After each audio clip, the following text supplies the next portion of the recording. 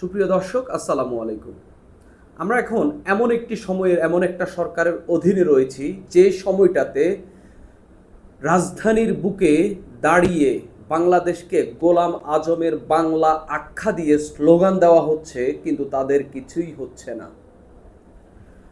শাহবাগে জাতীয় সঙ্গীত গাওয়া হচ্ছে, সেখানে বাধা দেওয়া হচ্ছে, তাদের কিছু হচ্ছে না। কিন্তু যখন বগুড়ায় জাতীয় সঙ্গীত গাইতে যায় মানুষ, তাদের উপর হামলা চালানো হয়, তাদেরকে পেটানো হয়, তাদেরকে আহত করা হয়। এর মধ্য দিয়ে বোঝা যাচ্ছে এই সরকারের সময় আসলে কি কি ঘটনাগুলো ঘটছে এবং স্বাধীনতা মুক্তিযুদ্ধের ইতিহাস কিংবা আমাদের যে স্বাধীনতা এই জাতীয় সঙ্গীত যেটি রয়েছে সেটি নিয়ে কি পরিমাণ তুচ্ছ তাচ্ছিল্য হচ্ছে, এর একটা স্পষ্ট বার্তা এর মধ্য দিয়ে পাওয়া যাচ্ছে। শাহবাগে যখন গোলাম আজমের বাংলা বলে স্লোগান দেওয়া হইল, সরকারের দিক থেকে কোনো বার্তাই আসেনি এবং সরকার এটা নিয়ে কোনো স্পষ্টত কোনো নিন্দা, কোনো প্রতিবাদ কিছুই জানায়নি। সেখানে যখন জাতীয় সঙ্গীত গাইতে বাধা দেওয়া হইল, সে সময়ে কিছু বলেনি। এবার আমরা দেখলাম বগুড়ায় জাতীয় সঙ্গীত গাওয়ার অনুষ্ঠানে হামলা চালিয়ে বেশ কয়েকজনকে আহত করে দিয়েছে।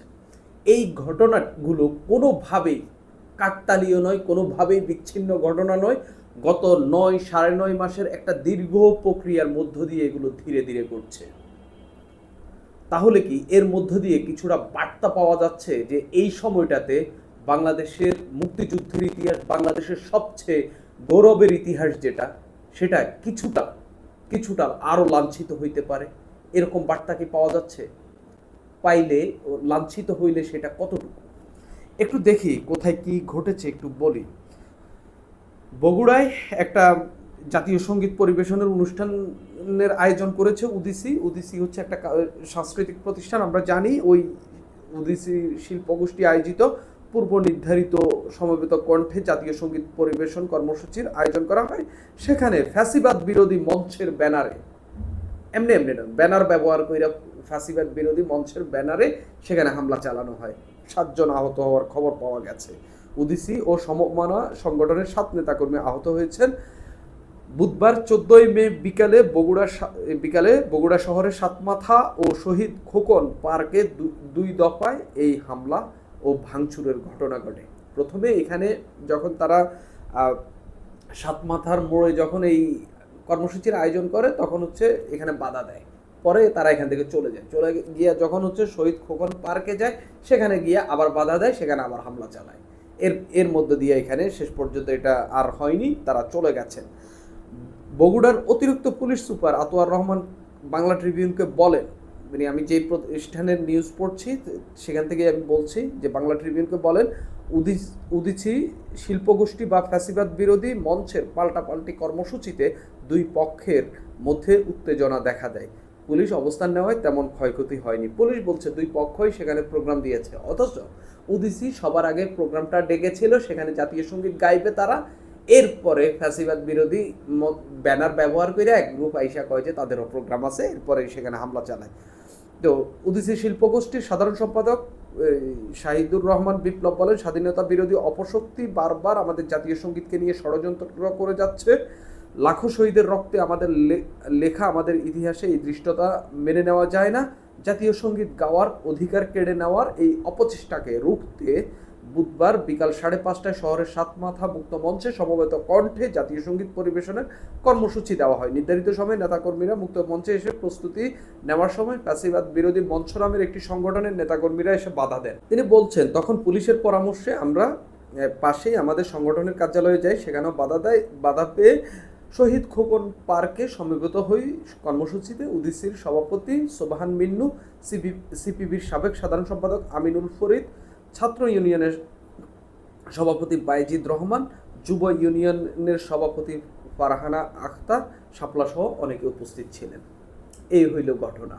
এভাবেই একটা শিল্পগোষ্ঠী একটা প্রোগ্রামের আয়োজন করেছে, তারা সেখানে সমবেত কণ্ঠে জাতীয় সঙ্গীত গাইবে। যখন জাতীয় সঙ্গীতকে নিয়ে নানা ধরনের অপপ্রচার চালানো হচ্ছে, যখন জাতীয় সঙ্গীতকে বাদ দেওয়ার কথা বলছে একটা পক্ষ, অনলাইনে এটা নিয়ে ব্যাপক প্রচার তারা চালাচ্ছে, তখন উদিসি এই দেশপ্রেম থেকে, তারপরে জাতীয় সঙ্গীতের প্রতি প্রেম থেকে তারা হচ্ছে এটা সমবেত কণ্ঠে গাওয়ার জন্য সেখানে সমবেত হলেন।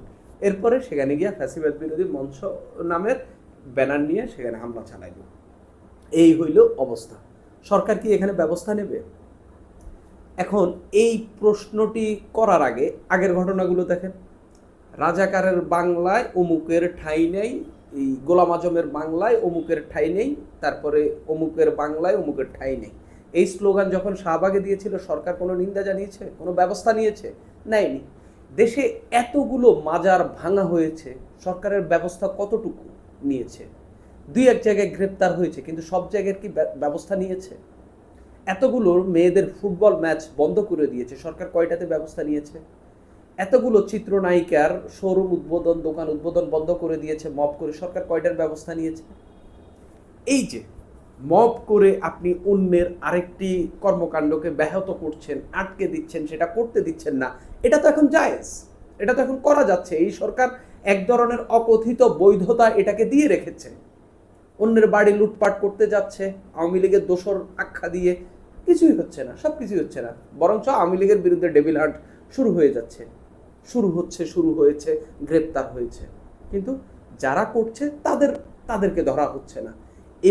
এভাবে করে মবটাকে এই সরকার জিয়ে রেখেছে এবং এক ধরনের আশকারা দিয়ে আসছে। এখন এতে অসুবিধা কি? এতে অসুবিধা এই যে একটা গোষ্ঠী কালচারাল প্রোগ্রাম করতে যাচ্ছে, তারা ধরা খাইল, তাদেরকে মারা হইল। এখন উদীচীর উপর এত ক্ষোভ কেন? আমি সম্ভবত গত রাতে একটা টক শো দেখছিলাম, যেখানে ছাত্র শিবিরের এই সেক্রেটারি এসেছিলেন, সম্ভবত খালেদ মহিউদ্দিনের সেই টক শোতে। সেখানে সেক্রেটারি উদিসি এবং ছায়ানটকে আওয়ামী লীগের কালচারাল ইউনিট বলছে।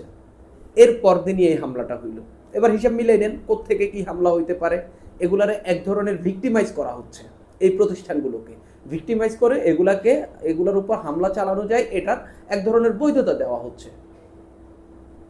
যেমনটা জাতীয় সঙ্গীতকে এক ধরনের অবাঞ্ছিত করা হচ্ছে, জাতীয় সঙ্গীত নিয়ে এক ধরনের অপপ্রচার চালানো হচ্ছে। সরকার কিন্তু কোনো কিছুই বলছে না। সরকার ন্যূনতম একটা স্টেটমেন্ট দিতে পারে না যে এটা আমাদের জাতীয় সঙ্গীত, আমরা এটা অমান্য করব। জাতীয় সঙ্গীত যদি দেশের মানুষ না চায়, ঠিক যেমনটা শেখ হাসিনাকে চায়নি, ঠিক একইভাবে দেশের মানুষ নেমে এসে প্রতিবাদ জানিয়ে বলবে আমরা জাতীয় সঙ্গীত চাই না, না হলে গণভোট করেন। এখন প্রশ্ন হইল, মব কোথায় হয়? মব যখন জাতীয় সঙ্গীত গাইতে যাওয়া হয় সেখানে হয়, মব মাজারে হয়, মব যখন মেয়েরা ফুটবল খেলে তখন হয়, মব আওয়ামী লীগের বাড়ি লুটপাট, আওয়ামী লীগ নেতাকর্মীদের বাড়ি লুটপাট করার জন্য মব হয়। শাহবাগে যে আওয়ামী লীগ নিষিদ্ধের দাবিতে যে আন্দোলনটা করা হইল, সেখানে কি মব হইছে? ছাত্র শিবির যদি কোনো প্রোগ্রাম করে সেখানে মব হয়? ইনকিলাব মঞ্চ যদি কোনো প্রোগ্রাম করে সেখানে মব হয়? এনসিপি যদি কোনো প্রোগ্রাম করে সেটাকে কেন্দ্র করে কোনো মব তৈরি হয়, বা আরেকটা গ্রুপ আইসা বাধা দেয়? একটা পার্টিকুলার গ্রুপ দেদারসে তাদের প্রোগ্রাম করে যাচ্ছে, কোনো অসুবিধা হচ্ছে না, মব হচ্ছে না, কিছু হচ্ছে না, কেউ এসে সংঘর্ষ করছে না, মারামারি করছে না।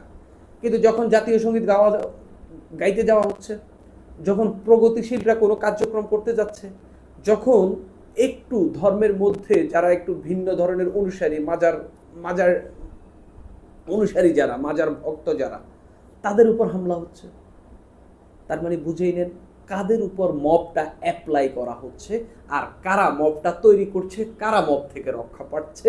এই হিসাবগুলো মিলেলেই বোঝা যাবে যে আসলে ভিকটিমকে অফেন্ডারকে, এটা একদম স্পষ্ট। সুপ্রিয় দর্শক, আজ এই পর্যন্তই।